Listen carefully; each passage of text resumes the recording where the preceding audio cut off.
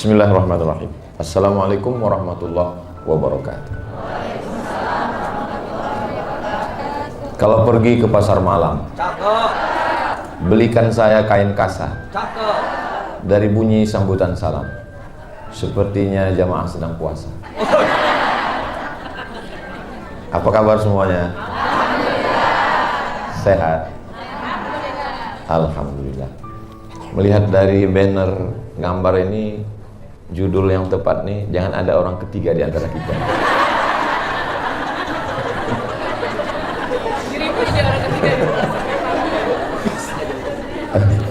Bukunya sudah dipegang semua.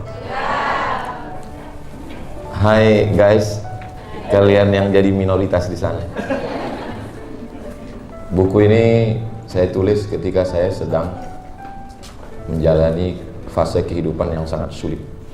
Saat itu saya ingin mati saja.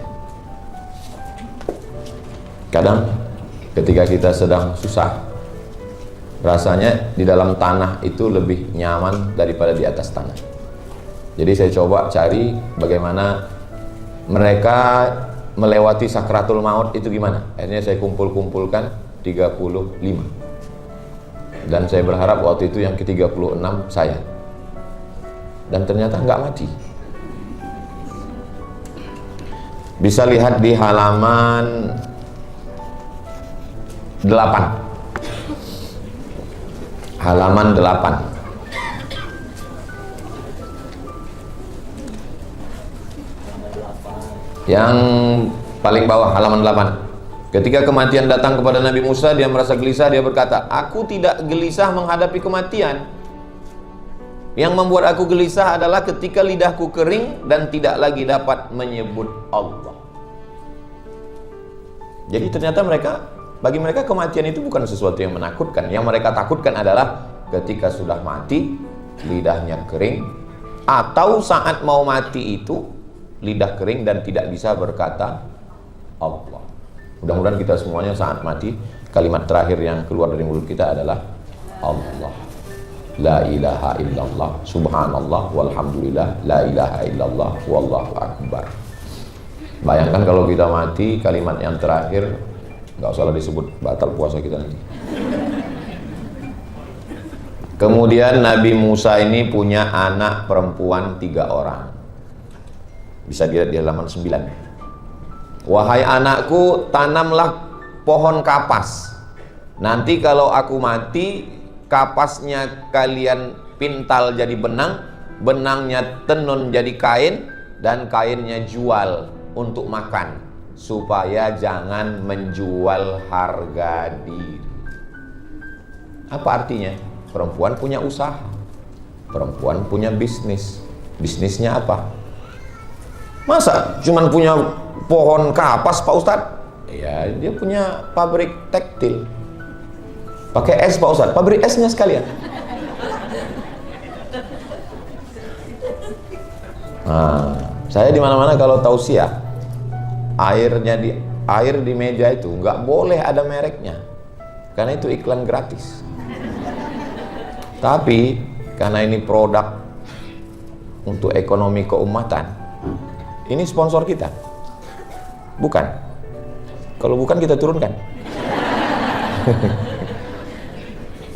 Saya nggak mau setelah ngaji buku kematian ini pulang dari sini semuanya mau mati. "Bro, gimana bisnis kita?" Ya udahlah, kita mau mati aja semua. Dunia ini terlalu menyakitkan. Nggak begitu konsep hidupnya. Justru dengan kita tahu bahwa kita akan mati, kita semuanya siapkan bekal untuk mati. Dunia ini sementara, besti. Yang abadi itu apa? Hubungan kita. Halaman 23. Saya sengaja menghibur diri saya, karena kalau saya terlalu serius nanti saya nangis. Terus kalau saya nangis, siapa yang ngomong? Halaman 23. Ketika Nabi SAW mau meninggal dan dia sedang berada di pangkuan Sayyidatuna Aisyah. Tidak ada kematian yang paling indah di pangkuan seorang perempuan terkasih dan tersayang. Dan air liur yang terakhir masuk ke mulut Nabi adalah air liur Sayyidatuna Aisyah, karena waktu itu dia minta siwak. Siwak itu digigit ujungnya, karena siwak itu kasar, lalu digigit, dimasukkan ke mulut Nabi SAW. Dan kenangan yang terakhir bagi Sayyidatuna Aisyah adalah, jadi Nabi dengan Aisyah itu jatuh cintanya itu setiap hari. Ketika dia sedang i'tikaf, ini kamar Nabi, ini Masjid Nabawi. Masjid Nabawi dengan kamar Nabi itu langsung nyambung, hanya ada dinding yang disebut dengan Taman Raudhah. Mudah-mudahan kita panjang umur nanti sholat di Raudhah dalam program Umroh Akbar bersama Ustaz Abdul Somad, ongkos tanggung masing-masing. Nabi enggak masuk kamar, karena kalau dia masuk kamar iktikafnya batal. Dan Sayyidatuna Aisyah enggak masuk masjid karena dia, mohon maaf, dalam keadaan haid. Terus solusinya gimana? Nabi mengulurkan kepalanya untuk disisir oleh Aisyah. Kenapa enggak Nabi langsung aja ambil sisir, nyisir sendiri? Begitulah mesranya Nabi. Dia minta sisirkan rambutnya. Kapan terakhir Bapak minta sisirkan rambut? Masih ingat? Ketika rambutnya masih ada, Pak Ustadz. Jawabnya gitu aja. Suami saya nggak pernah minta sisirkan, Pak Ustadz. Terakhir dia minta pijit kepala. Terus waktu itu saya tanya, Mas, dulu yang mijit kepala kamu siapa? Kata dia, sebelum nikah sama kamu saya nggak pernah sakit kepala.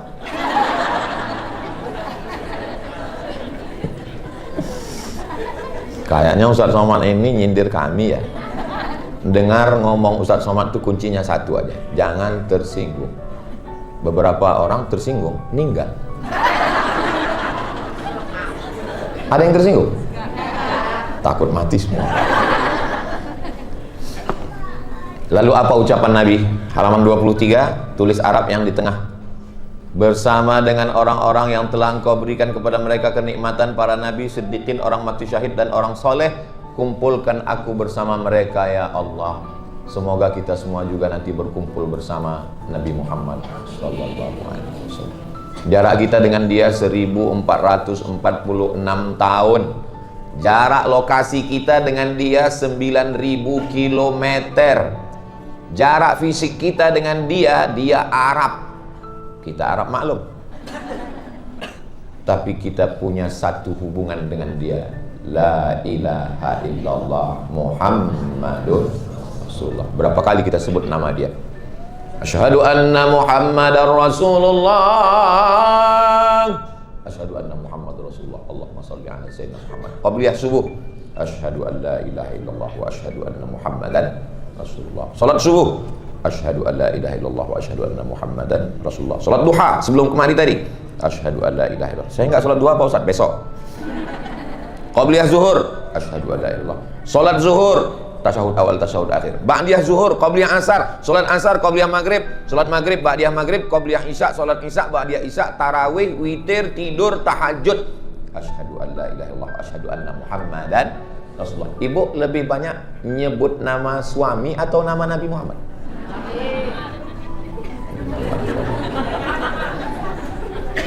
Orang menyebut nama dia masuk surga. Man qala la ilaha illallah Muhammadur Rasulullah dakhalal jannah. Bayangkan itu, password masuk surga nama dia. Ibu pasang password di rumah, password email, password handphone, nama suami. Tapi masuk surga enggak nyebut nama suami. Pas masuk surga ditanya sama malaikat, siapa passwordnya? Mas Parno. Mohon maaf Mas, jangan tersinggung. Mudah-mudahan kita diakui sebagai umat Nabi Muhammad SAW. Halaman 26. Kok lompat-lompat Pak Ustadz? Ya kalau saya bacakan satu-satu, Idul Fitri baru selesai. Allahu Akbar, Allah. Beduknya udah siap tuh. Lalu kita selesai. Nanti kalau aku mati, kata Abu Bakar, bawa jenazahku ke depan pintu kubur Nabi, ucapkan salam. Assalamu alaika ya Rasulullah. Kalau pintunya terbuka, bawa jenazahku, kuburkan di samping makam Nabi. Begitu meninggal, dibawa ke pintu makam Nabi. Pintu makam Nabi diucapkan salam. Assalamu alayka ya Rasulullah. Langsung gemboknya jatuh dan dimakamkanlah Abu Bakar di samping makam Nabi sallallahu alaihi wasallam. Waktu mau hijrah berada di Jabal Sur, berdua di gua. Waktu berada di kepungan orang kafir musyrik perang Uhud, berdua. Waktu meninggal dunia, makamnya samping-sampingan. Betapa indahnya Nabi Muhammad sallallahu alaihi wasallam. Makanya kita waktu ziarah makam Nabi itu 3 makam. Pertama, assalamu alayka ya Rasulullah, geser 1 langkah. Assalamu alayka ya Abu Bakrin Siddiq, geser 1 langkah. Assalamu alayka ya Umar ibnil Khattab. Saya Pak Ustadz waktu ziarah ke makam Nabi itu mau nangis, nggak jadi Pak Ustadz. Kenapa? Diusir polisi. Udah mau nangis, Haji. Yallah. Nangisnya malah di toko Pak Ustadz.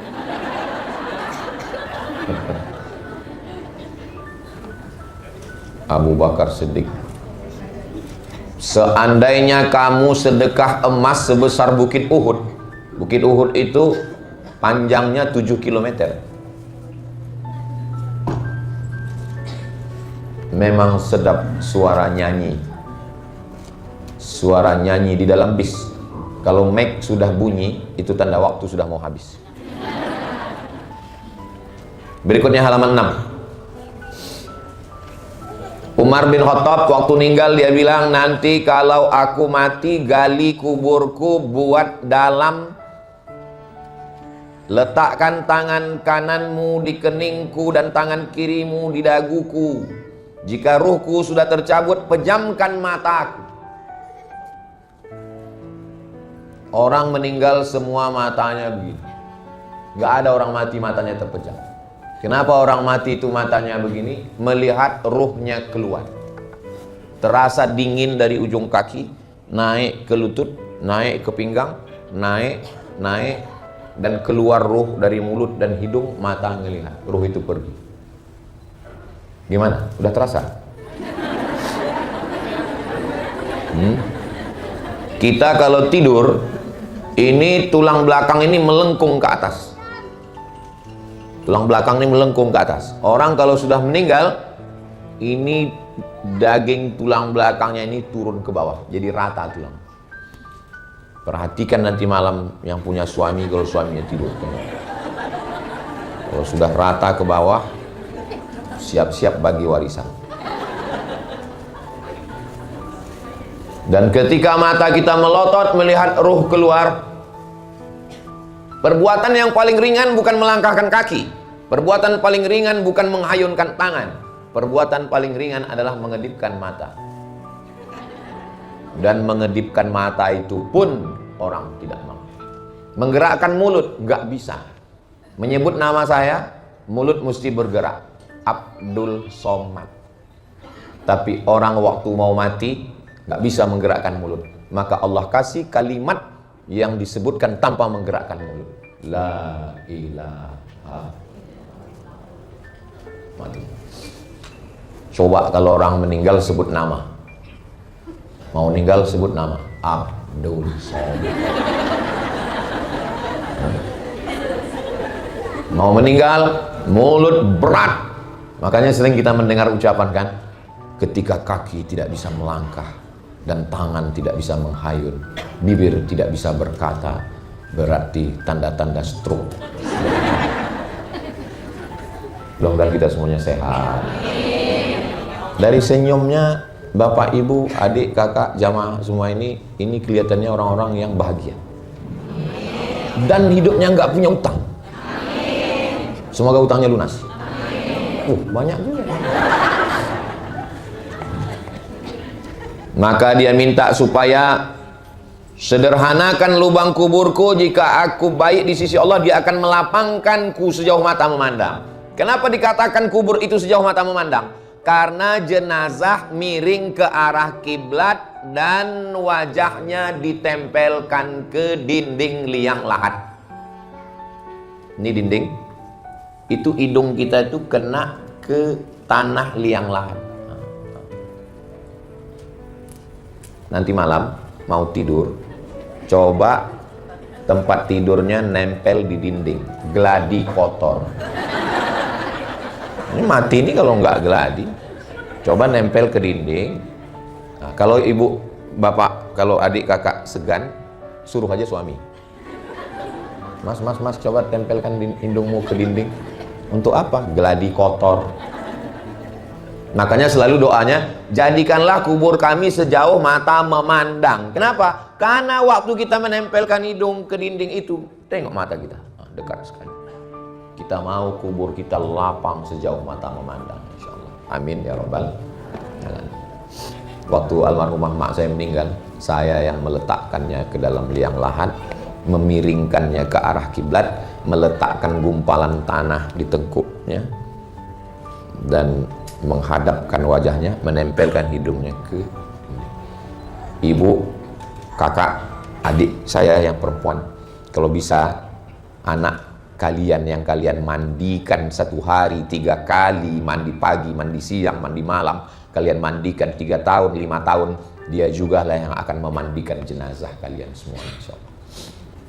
Saya pesankan ke teman-teman saya, kalau aku mati kalian jangan datang. Kenapa? Karena tanganku nggak bisa menghapus air mata kalian. Oh, jangan ngomong gitu lah, Mat, kami sedih, masa kau cerita mati? Karena kalau dilihat antara aku dengan kalian, kelihatannya aku lebih dulu. Maksudnya, aku lebih dulu mengiring jenazah kalian. Serius sekali ya. Saya kalau serius saya nangis, makanya saya berusaha untuk menghibur diri saya supaya saya nggak nangis. Saya ingin memperlihatkan diri saya orang yang tegar. Saya kalau mau nangis saya pas sendiri. Kalau di depan orang saya berusaha untuk tidak menangis. Ada juga orang mau nangis hidupkan kamera dulu. Udah. Semakin banyak yang nonton semakin kuat nangisnya. Saya nggak bisa gitu. Saya pernah disuruh bimbing iktikaf malam 10 Ramadan. Saya bilang, aku nggak bisa kalau ngajak jamaah nangis, nggak bisa. Pokoknya coba aja, katanya. Udah saya coba, muhasabah 5 menit. Dosa kami begitu banyak, ya nggak nangis. Gimana nih? Saya tengok kanan, nggak nangis. Kiri nggak, wah gawat ini. Akhirnya karena nggak ada yang nangis, nangis juga saya. Saya nangis bukan karena saya nangis karena sedih, kok nggak nangis mereka. Lama-lama saya nangis, akhirnya jamaah pun ikut nangis. Terus pas selesai muhasabah, pas kami lagi makan sahur, saya tanya, kalian kok nangis? Kami pun nggak tahu juga Pak Ustaz. Karena kami tengok yang lain nangis, nggak enak nggak nangis gitu. Jadi kalau bisa kita nangis, bangun malam pas tahajud, baca buku ini, rasakan bagaimana mereka melewati sakaratul maut itu. Halaman 60. Masih ada parfum yang kemarin, kata Salman Al-Farisi. Masih ada parfum yang kemarin? Masih. Coba siramkan ke tempat tidurku, percikkan. Kenapa? Karena akan ada tamu. Dia sudah ada rasa-rasanya. Ternyata tamu yang datang itu adalah ruh-ruh orang-orang soleh, keluarga, wali-wali, malaikat-malaikat yang akan menyambut orang soleh ketika dia akan mati menghadap Allah. Kalau bisa request kita sebelum meninggal itu adalah diberi tanda oleh Allah sehingga kita dalam keadaan bersih, dalam keadaan siap. Memang mati nggak bisa di-request. Dan memang Allah sengaja nggak buat kita tahu tentang mati itu. Bayangkan kita tahu mati tanggal 16. Hari ini tanggal 15. Besok mati, bayangkan. Kenapa kematian itu dirahasiakan Allah? Ya supaya kita tetap semangat hidup. Saya seandainya tanggal 16, saya batalkan acara hari ini. Ngapain saya di sini? Mendingan saya baca Quran. Allah buat rahasia supaya kita semangat terus. Bayangkan kalau saya tahu mati itu besok pagi, ya udah nggak bisa ngomong lagi. Begitulah Allah sayang sama kita, dibuatnya mati itu menjadi suatu rahasia. Halaman 66. Apa kata Abu Hurairah yang paling banyak meriwayatkan hadis Nabi, lebih 5.000, namanya Abu Hurairah. Apa kata dia? Allahumma inni ahabbu liqa'aka.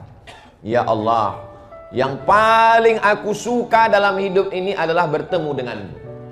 Aku sudah lama mau jumpa dengan engkau ya Allah. Fa ahbib liqa'i, maka cintailah pertemuan denganku. Faman kana yarju liqa'a rabbih, siapa yang berharap berjumpa dengan Tuhannya, bekalnya cuma dua. Falyamal amalan salihah, hendaklah dia beramal soleh.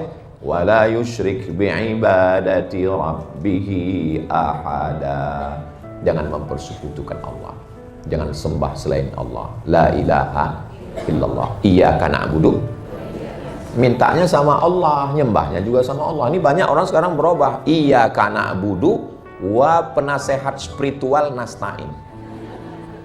Siapa itu penasehat spiritual? Nama kerennya, aslinya dukun. Hari gini masih ke dukun, dukun aja ke Polda. Buktinya waktu dukun-dukun digugat, ngadu ke polisi. Kalau memang bisa nyantet, ngapain ke polisi? Santet aja langsung. Ngadu ke Mabes Polri. Dasar dukun. Halaman 69. Abu Musa al-Ash'ari, sahabat Nabi. Nanti kalau aku mati, pergilah kalian galikan kuburku, lapangkan, dalamkan. Dia minta kuburnya itu lapang dan dalam. Kemudian dibukakan pintu surga. Artinya kubur kita itu bisa jadi taman surga. Kubur juga bisa jadi lubang neraka. Allahumma ja'al qabrahu raudhatan min riyadil jinan. Jadikanlah kuburnya salah satu dari taman-taman surgamu. La taj'al qabrahu hufratan min hufarin niran. Jangan jadikan kuburnya satu lubang dari lubang neraka. Alhaqumut takasur, kamu terus sombong bangga. Takasur, lebih banyak harta, lebih banyak anak, lebih banyak perhiasan, lebih banyak takasur. Sampai kapan? Hatta zurtumun, sampai kamu masuk kubur. Pak Ustadz, suami istri, ada suami ngadu, istri saya ini hobinya shopping Pak Ustadz, gimana caranya? Saya sudah dengarkan ceramah Ustadz, dia nggak berhenti. Saya bilang, bawa dia ke kubur 3 kali sehari, pagi, siang, malam. Tapi perempuan katanya nggak boleh ziarah kubur sering-sering Pak Ustadz. Yang nggak boleh itu ziarah kubur sering-sering hanya untuk mempersedih-sedih diri, nggak boleh. Suami meninggal, terus tiap hari ke kubur untuk membuat diri putus asa, nggak boleh. Tapi kalau untuk ingat mati, tujuan ziarah kubur itu 3. Yang pertama, turiqul qulub, melembutkan hati. Tudmi'ul ain, meneteskan air mata. Tazkiratan lil maut, mengingat-ingat mati. Saya, siapa yang nasihati saya? Nggak ada orang nasihati saya. Lalu yang nasihati Ustadz siapa? Kubur. Makanya kalau ada orang meninggal, saya datang ke kuburnya, saya lihat. Dapat WhatsApp, telah meninggal dunia ketua masjid. Saya langsung datang ke tempat kubur. Saya lihat sunyi. Kok nggak ada orang? Jumpa sama yang gali kubur. Yang lain mana Pak? Biasanya orang datang kemari setelah zuhur. Pak Ustadz terlalu cepat. Ternyata ngukur kubur itu nggak pakai sentimeter, nggak kayak meteran ngukur baju. Ngukur kubur itu pakai bambu. Pakai bambu. Kenapa pakai bambu Pak? Karena kalau pakai meteran, ternyata nanti kuburnya sempit, yang punya keluarga komplain, kamu salah gali. Padahal kami nggak pernah salah gali. Kenapa sempit? Tanah itu nyempit dulu. Siapa itu? Orang yang suka geser batas tanah. Batas tanah yang sudah ditetapkan oleh BKN, Badan Pertanahan BPN, Badan Pertanahan Nasional, digeser. Itu sebelum meninggal udah nyempit duluan. Tanah itu udah nggak sabar mau jepit ya. Mati. Makanya hati-hati, kita ini semua mau mati. Kalau gitu saya nggak usah mati di kubur lah Pak Ustadz, terus dibakar aja, lebih sakit lagi. Nanti kalau aku mati, tolong bakar jenazahku, debunya campakkan ke laut, karena aku takut, kata seorang berpesan. Lalu apa jawab Allah? Ampuni dosanya, ku ampuni semua dosanya, karena masih ada rasa takutnya di dalam hati. Adik-adik, ibu-ibu, saudara-saudari, saudara-saudaraku, ada rasa takut dalam hati? Dari bunyinya enggak kayaknya. Kan enggak semuanya mesti diungkapkan dengan kata-kata dan suara Pak Ustadz. Cukup dalam hati aja. Halaman 74. Kalau waktunya habis, kasih tahu Bang. Hah? Sampai maghrib. Pantasan disiapkan air buka puasa.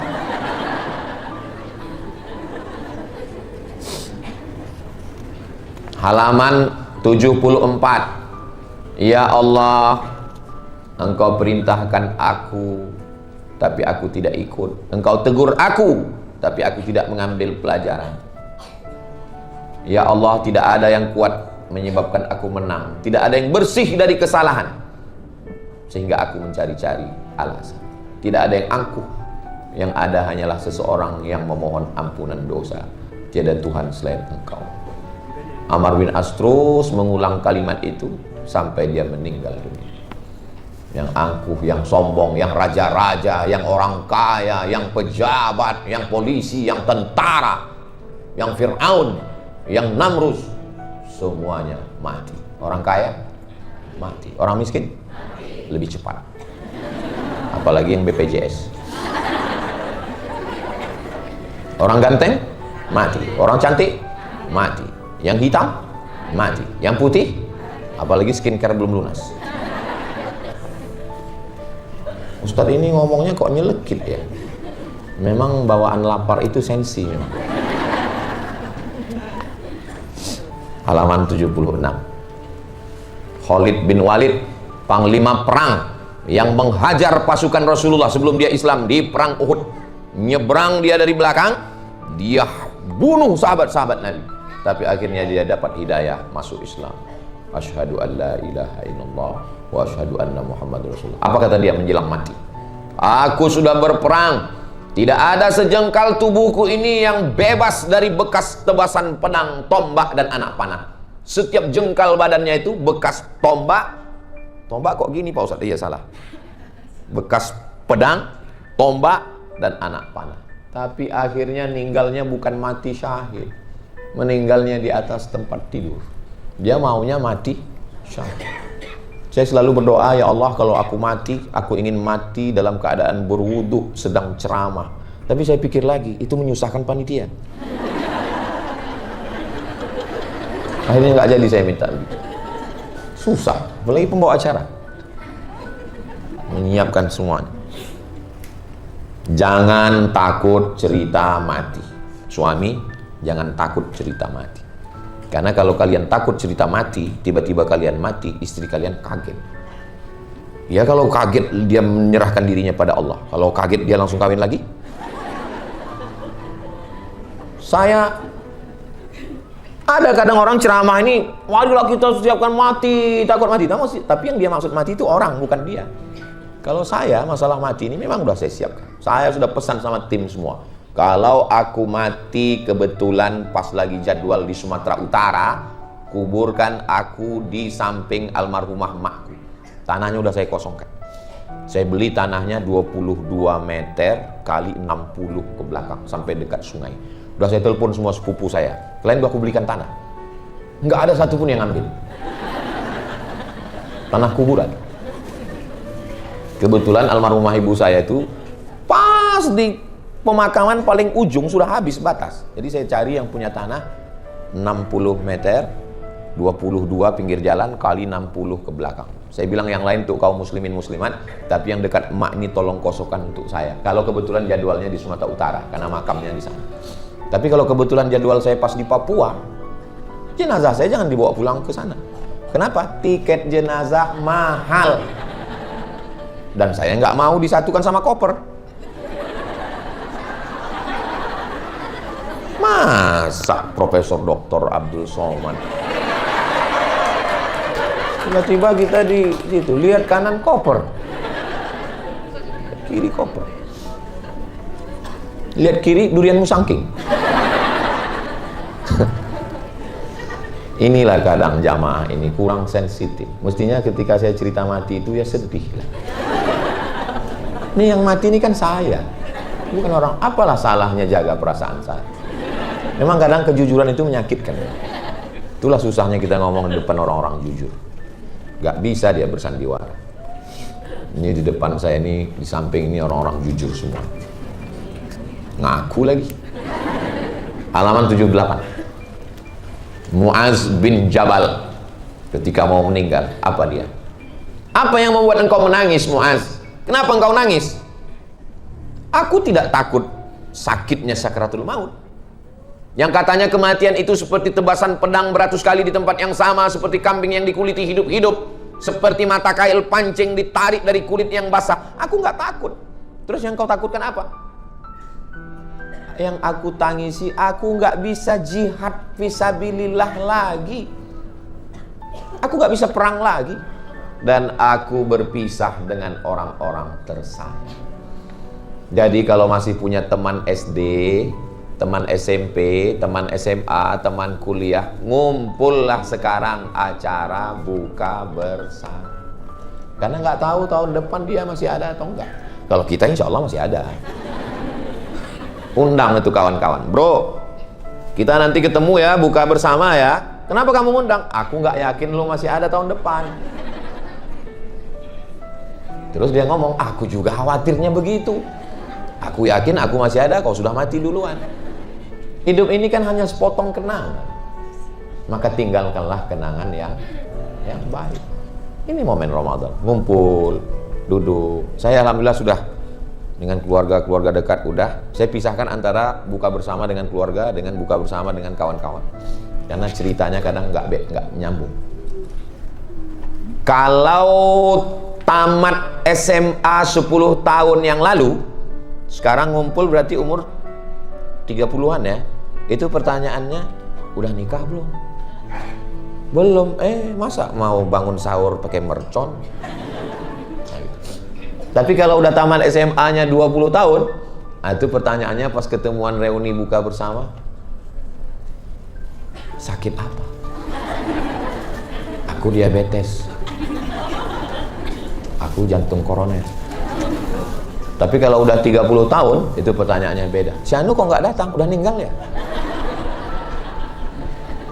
Tapi kalau udah tamat SMA 50 tahun, itu pertanyaannya makin tua makin nggak bersuara.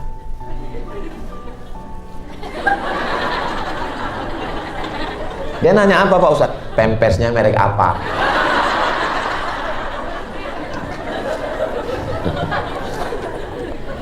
Itu.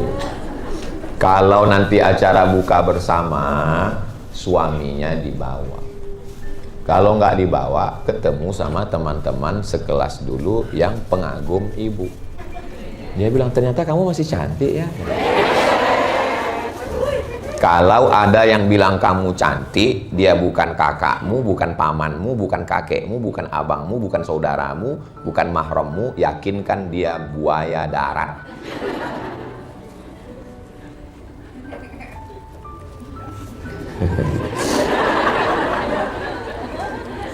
Saya senang. Kenapa Ustadz senang? Yang kita kaji adalah masalah paling menyeramkan. Tapi jamaahnya senyum. Itu kan yang nyampaikan itu pasti Ustadz yang luar biasa. Abu Umamah Al-Bahili, halaman 81. Nama sahabat Nabi Abu Umamah Al-Bahili. Nanti kalau aku meninggal dunia, bacakan talqin di kuburku. Talqin di kuburku. Nanti kalau datang malaikat maut bertanya kepadamu, marrabbuka, katakan Tuhanku Allah, man nabiyuka, katakan nabiku Nabi Muhammad, ma kitabuka, katakan kitabku Al-Quran, man ikhwanuka, katakan saudaraku orang beriman. Membacakan talqin setelah dikubur, ditimbun, bacakan talqin. Waktu almarhumah mak saya meninggal, yang membacakan talqinnya saya. Tidak wajib, tapi bagi yang melakukannya hukumnya sunnah, hadisnya hadis hasan. Diriwayatkan dari Abu Umamah Al-Bahili. Apa fungsi talqin itu? Untuk yang meninggal sebagai doa, untuk yang masih hidup sebagai nasihat. Jangan nguburkan orang seperti nguburkan kucing. Setelah dikubur, ditanam semua pada berdiri, penghormatan terakhir. Habis itu foto-foto, semuanya pakai baju hitam, judulnya Man in Black. Doakan dia, karena kata Nabi, salulahut tasbit, doakan dia. Allahumma firlahu warhamhu wa'afihi wa'afu anhu. Saya nggak hafal doanya Pak Ustadz, gerak-gerakkan aja mulut. Biar jangan ketahuan kali nggak tahu doa. Nggak mesti pakai bahasa Arab, pakai bahasa Indonesia. Ampunkan silap salah. Yang kuat-kuat, tahu kawan sebelah. Ampunkan silap salahnya ya Allah. Dia sahabatku ya Allah. Dia temanku ya Allah. Dapat WhatsApp, teman sekelas satu bangku satu kursi meninggal. Kampungnya dari Pekanbaru Riau 5 jam naik mobil. Saya dapat kabarnya maghrib. Saya datang, beberapa teman, ayo kita berangkat. Siapa yang nyetir, Mat? Aku yang nyetir, saya bilang. Sekitar 2, 3, 4 tahun yang lalu saya yang nyetir.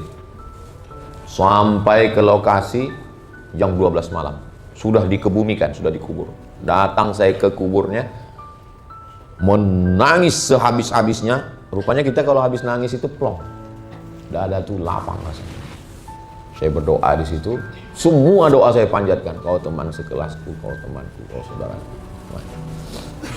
Yang dibaca itu apa Pak Ustadz? Al-Fatihah, Qul huwallah 3 kali, Al-Falaq sekali, An-Nas sekali, baca Yasin. Saya nggak bawa Yasin Pak Ustadz, cari di Play Store. Tulis aplikasi Qara'a, Q-A-R-A-A. Itu punya orang Islam, sahabat kita, saudara kita, bangkitkan ekonomi keumatan. Jangan lupa download. Di situ bacakan Yasin. Yasin wal Qur'anil Hakim. Bacanya pelan. Ini saya kira banyak saya lihat di kuburan itu bacanya coba-coba. Jaun. Ayakun. Bacakan pelan karena kita sedang al-yawma nakhtimu ala afwahihim wa tukallimuna aydihim wa tashhadu arjuluhum bima kanu yaksibun. Ya Allah, sampaikanlah pahala bacaan Al-Quran ini, pahala tahlil la ilaha illallah kepada saudara kami, kawan kami, sahabat kami. Allahumma ghfirlahu warhamhu, ampunkan silap salah dosanya, jadikan keluarganya orang-orang yang sabar, jadikan keluarganya orang-orang yang terjaga dari fitnah akhir zaman, jadikan kami berkumpul lagi nanti bersamanya di surga Jannatul Firdaus. Amin ya rabbal alamin. Ibu-ibu yang sudah menikah, kalau meninggal nanti mau nggak kumpul sama suaminya di surga? Bapak-bapak yang udah menikah mau nggak kumpul sama istrinya di surga? Saya sudah sering coba di beberapa pengajian nanya gitu. Yang laki-laki itu nggak ada suami.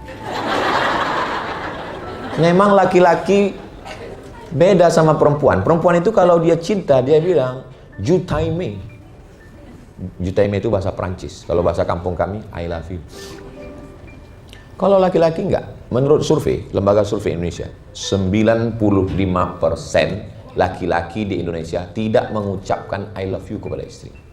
Karena mereka lebih banyak mengucapkan itu kepada istri orang.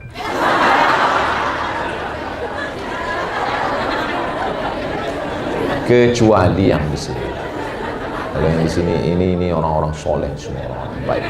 Ini yang hadir ini yang sudah lulus fit and proper test. Saya tahu perasaan jamaah ini sekarang sedang kacau balau. Makanya di tengah senyumnya dia melelehkan air mata. Di tengah ketawanya dia menangis. Kadang-kadang air mata itu lebih banyak jatuh ke dalam daripada keluar. Ustaz nangis juga? Enggak, saya flu. Masa saya nangis, orang ustaz setegar ini kok nangis? Enak aja. Emang saya ustaz cengeng? Enggak jantan. Gitu cara saya supaya saya enggak nangis. Halaman 83. Namanya Ali. Nama ayahnya Husain. Nama kakeknya Ali bin Abi Thalib. Zainal perhiasan, Abidin ahli ibadah. Dia digelar dengan Ali Zainal Abidin karena ibadahnya yang sangat banyak. Berapa kali sholat dia? 1000 rakaat. Sholat terus dia menjelang menghadap Allah. Kita baru tarawih 8. Oh, anggap ibadah udah banyak. Ente tarawih tadi malam? Iya, berapa? 8. Loh, tarawih itu 20. Kok 8? Efisiensi. 1000 rakaat. Makanya membandingkan hidup, lihat ke bawah. Kita masih bisa makan, alhamdulillah. Kawan kita, orang kaya, private jet, nggak bisa makan. Kenapa? Nggak dikasih dokter, karbohidrat. Mau minum teh, diabetes. Mau makan emping melinjo, asam urat. Kita masih bisa makan, alhamdulillah. Ustadz kelihatannya sehat aja, saya sehat. Saya nggak pernah sakit. Kenapa? Saya nggak pernah periksa. Makanya kemarin saya dikasih amplop putih dari YARSI, Yayasan Rumah Sakit Islam. Ustadz Somad, ini untuk apa Pak? Medical check up gratis. Belum saya pakai. Kalau ibu mau, nanti saya kasih. Bapak mau? Saya terakhir periksa kesehatan tahun 2008 waktu CPNS di puskesmas. Karena syarat ikut CPNS mesti ada surat sehat dari puskesmas. Saya pun pergi ke puskesmas, dibuatkan surat sehat. Lalu kemudian pas mau ngambil surat itu, kebetulan dokternya perempuan. Pas mau saya ambil, ditariknya. Dia narik, saya pun narik. Kalau ada lah yang mau membuatkan video pendeknya, waktu saya narik itu.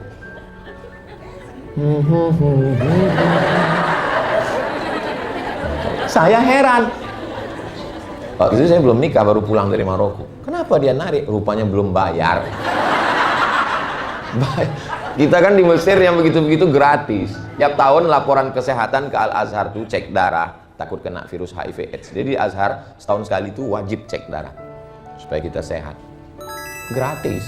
Situ saya sangka gratis, supaya bayar. Patut ditariknya. Saya sudah salah tingkah duluan. Berikutnya halaman 87. Halaman 87. Ketika Imam Hanafi, Imam mazhab 4, yang paling tua Hanafi, nomor 2 Maliki, nomor 3 Syafi'i, nomor 4 Hambali. Kalau yang sholatnya cepat-cepat itu mazhab apa Pak Ustadz? Valentino Rossi.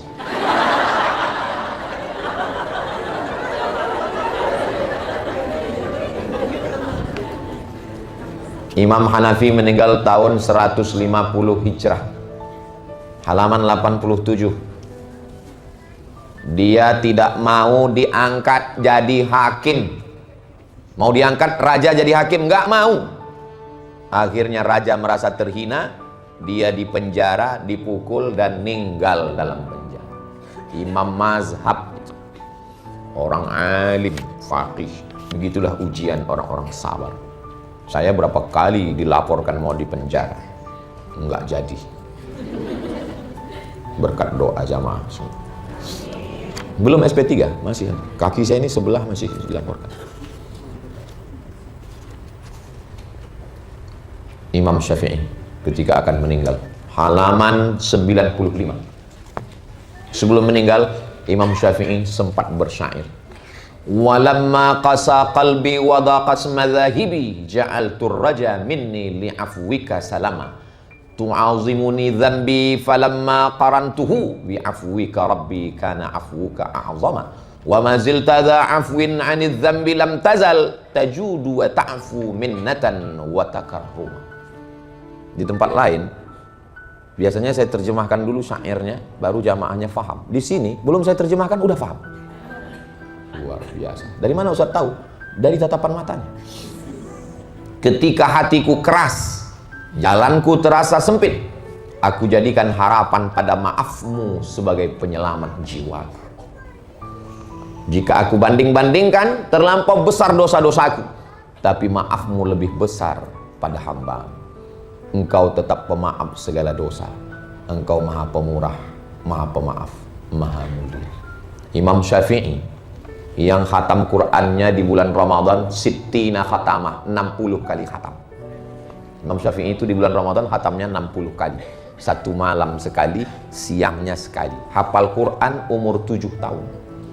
Imam mazhab, ulama besar, induknya semua ulama di dunia. Ulama pertama yang menulis kitab usul fiqih. tapi menjelang kematiannya tetap minta ampun segala dosa.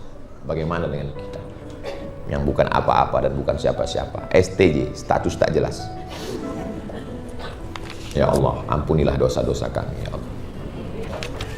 Halaman 98. Imam Ahmad bin Hambal, Imam Hambali.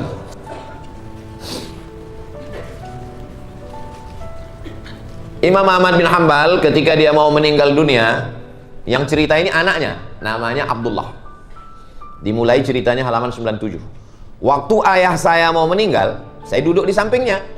Di tangan saya ada sepotong kain yang sudah saya siapkan untuk mengikat dagunya. Siapkan kain, tali, jangan tali keras, kain untuk mengikat dagu supaya mulut nggak terbuka. Ibu kok menyiapkan kabel? Karena suami saya keras Pak Ustaz.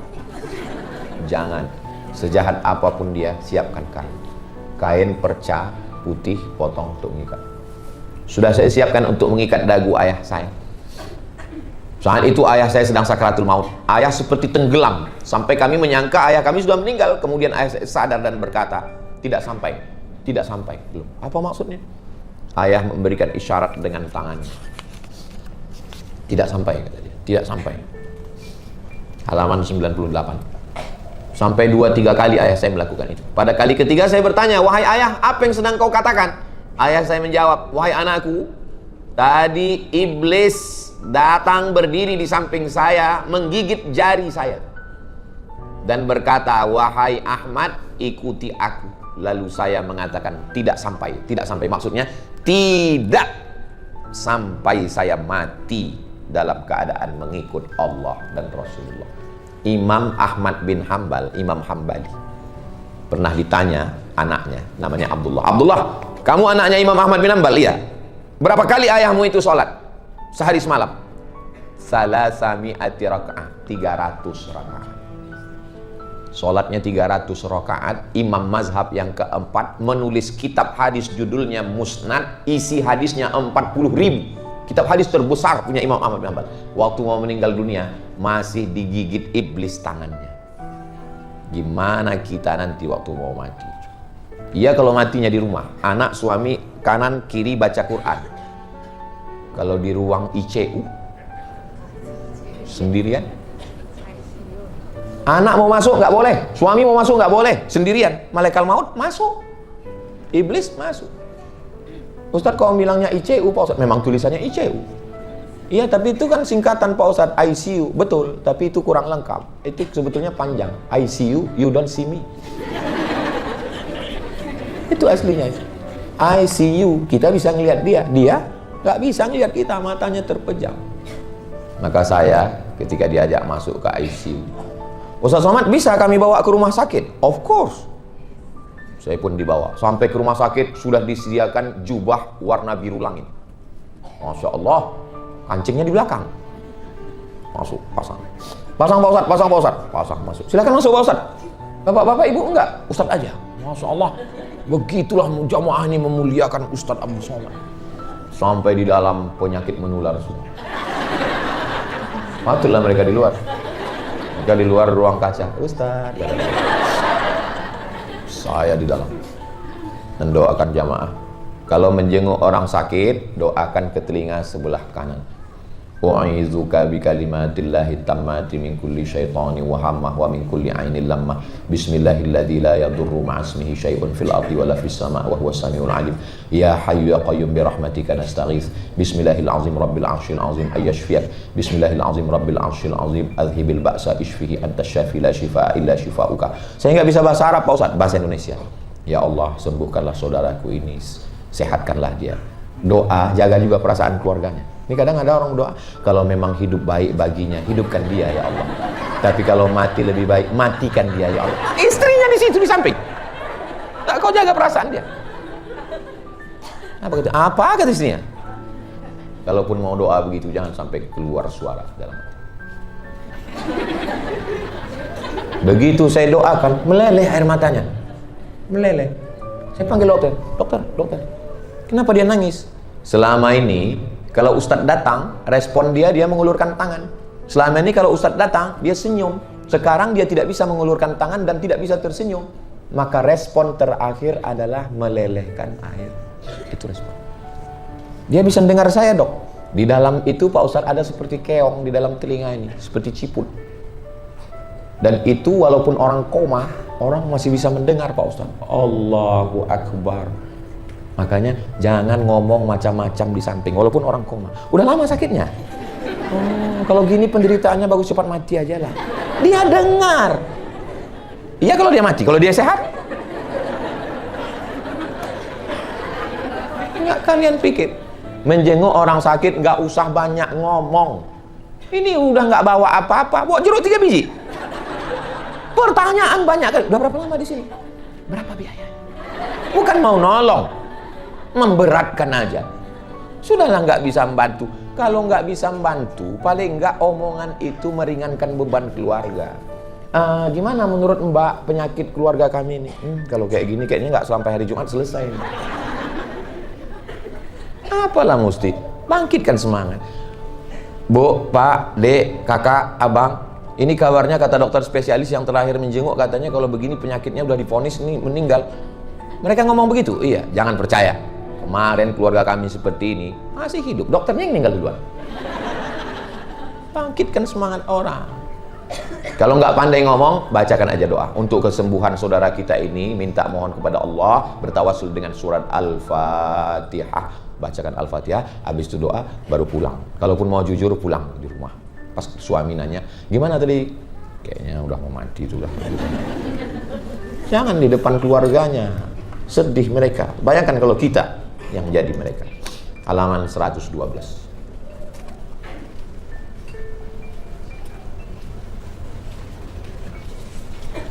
Kitab hadis yang paling sahih number 1, Sahih Bukhari. Makanya kalau Ustadz ceramah, ini ada dalam Sahih Bukhari, ini ada Sahih Bukhari, ini Sahih Bukhari. Bukhari bukan nama orang, bro. Bukhari artinya orang Bukhara. Kalau orang Makkah, Makki. Orang Bukhara, Bukhari. Orang Jakarta, Jakarti. Al-Batawi. Jadi Bukhari itu bukan nama orang, nama kampungnya Bukhara. Bukhara itu di mana Pak Ustadz? Uzbekistan. Nanti naik pesawat dari Kuala Lumpur, dari Jakarta, turunnya di Tashkent. Dari Tashkent itu naik kereta api, pergi ke Bukhara. Ustadz pernah. Makanya lihatlah IG saya yang followernya 9 juta itu. Kan ada foto-foto saya di makam Imam Bukhari itu. Ustadz Somad itu sombong kali kalau ngomong. Maksudnya yang belum follow-follow ya. Saya ziarah ke makam Imam Bukhari. Jadi Imam Bukhari itu beli Sahih Bukhari, isi kitabnya 7.275 hadis. Kami membaca Sahih Bukhari itu khatam dari awal sampai akhir. Lalu kemudian Imam Bukhari itu pulang kampung, halaman 112. Diminta sama raja untuk ngajar ke rumahnya. Bukhari, ngajar ke istana ya. Kata Imam Bukhari, ilmu itu diambil, bukan dikasih, bukan diantarkan. Kalau mau, anak raja ngaji sama saya. Oh, penguasa-penguasa ini, kalau dia ngundang, kita nggak datang, dia marah. Dia maunya kalau diundang itu datang. Nah, akhirnya marah raja sama Imam Bukhari. Maka Imam Bukhari diembargo, nggak boleh ngisi pengajian. Ustaz pernah gitu? Nggak pernah. Akhirnya nggak boleh ngisi pengajian. Imam Bukhari difitnah dan macam-macam. Akhirnya Imam Bukhari berdoa kepada Allah. Allahumma qad daqat alayyal ardu bima rahubat. Dunia ini dulu lapang. 16 tahun Imam Bukhari dari mulai Bukhara, pergi ke Makkah, pergi ke Madinah, pergi ke Syam, pergi ke Mesir, pergi mengumpulkan hadis begitu banyak. Dulu dunia ini lapang ya Allah. Sekarang aku mau ngajar aja nggak bisa. Faqbidni, cabutlah nyawa. Meninggal Imam Bukhari 1 Syawal pas Idul Fitri. Dalam keadaan sendiri karena diembargo, dalam kesunyian. Makanya makamnya di kampung. Makamnya di kampung. Dari Samarkand. Bukhara ke Samarkand, dari Samarkand pergi lagi ke kampung, nama kampungnya Hartang. Di kampung itulah dia meninggal. Begitu dia sudah dikuburkan, apa yang terjadi? Keluar bau harum semerbak dari makamnya, wangi, semua orang mencium. Dan orang mau mengambil berkah, tanah kuburnya diambil orang. Sampai masyarakat khawatir tanah kuburnya habis, dikasih pagar. Jadi kalau mau melihat orang soleh, lihat setelah meninggal. Kalau waktu masih hidup memang banyak, memang follower, viewer, dan subscriber. Tapi pas meninggal belum tentu. Banyak orang terlupakan. Imam Bukhari waktu hidup terhina, diembargo. Tapi setelah meninggal dunia, Allah tunjukkan. Mudah-mudahan kita waktu hidup mulia, waktu meninggal pun mulia juga, insya Allah.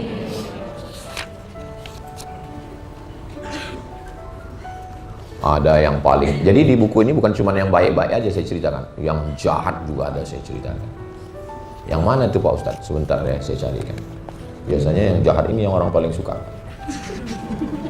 Halaman 131.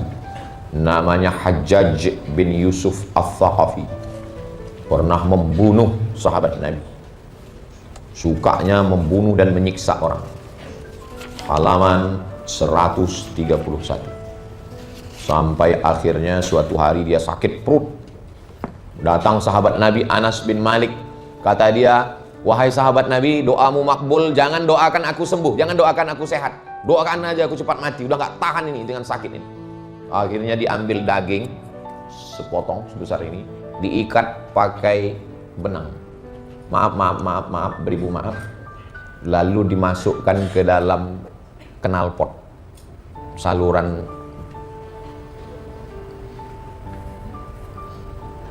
apa ya kali cerita. Dimasukkan dari bawah. Dimasukkan, dokter memasukkan.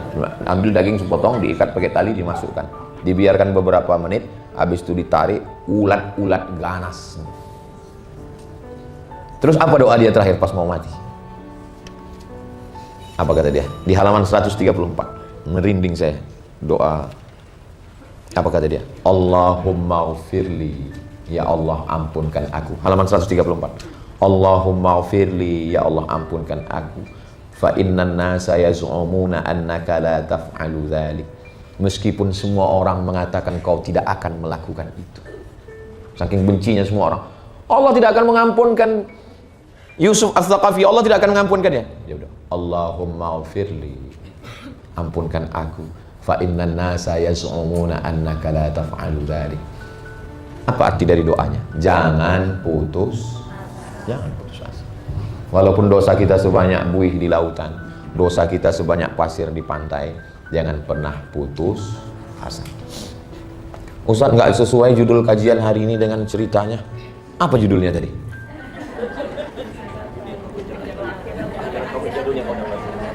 Kejarlah akhirat, dunia kau dapat. Memang kita cerita mati, tapi setelah ini saudara-saudara saya yang punya bisnis, punya usaha, ekspor import, UMKM, makin semangat atau nggak semangat?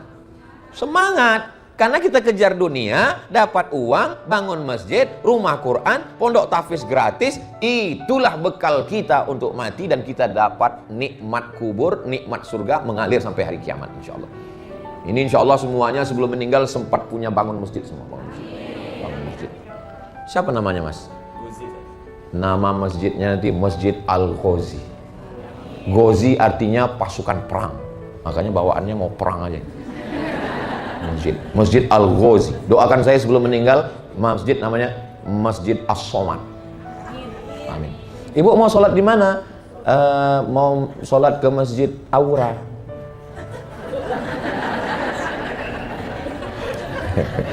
Ada satu masjid nama masjidnya daripada makan siang. Ada orang setiap hari puasa, duit makan siangnya ditabung, maka dia buat bangun masjidnya masjid daripada makan siang. Ibu nanti punya masjid, nama masjidnya daripada tas kulit. Bapak nanti bangun masjid, nama masjidnya daripada skincare. Kan yang biasa itu Pak, Ibu, Pak Ustadz. Nanti saya ngomong gitu kalian tersinggung. Resikonya kalau tersinggung pulang mati. Jadi silakan punya bisnis, silakan punya usaha, tapi itu hanya untuk bekal Saya nanti kalau punya duit, saya akan biayai fakir miskin, anak yatim, dan duafa. Alah, Ustaz Somad ngomong cuman ceramah aja begitu. Ya Allah, kalau channel YouTube ini nanti ada duit, maka saya akan habiskan semua. Jadi channel YouTube Ustadz Abdul Somad Official, jangan lupa subscribe, like, share, and comment itu. Itu setiap bulan dari sejak awal dulu sampai sekarang, duitnya untuk beli sabun, beli bayar listrik token, bayar air, dan gaji guru. Nggak pernah saya ambil seperak pun, semua habis. Untuk saya kasih beasiswa santri setahun 25 orang, 3 tahun SMP, 3 tahun SMA dari hasil YouTube itu. Maka saya sakit hati kali kalau orang nuduh saya, alah Somad itu duit YouTube-nya kan untuk beli mobil. Dari mana kau tahu? Kedengaran dari suara knalpotnya, tuk tuk tuk tuk tuk tuk. Sakit kali hati saya. 2 kali saya rugi, udah duitku habis, kau ejek pula lagi. Semangat, semangat, semangat. Gimana semua adik-adik, bapak-bapak, ibu, kakak, adik? Semangat semuanya?